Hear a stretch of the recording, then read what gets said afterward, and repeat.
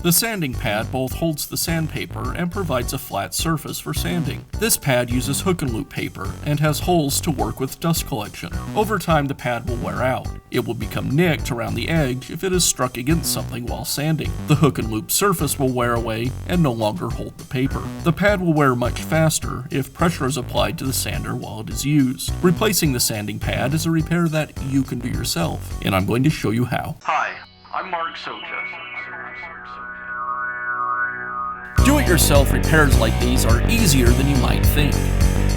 From lawn machines to cordless drills, kitchen mixers, outdoor grills, our how-to videos walk you through each repair from start to finish. So doing it yourself means never having to do it alone. Let's get started. I'll begin by removing the sanding pad.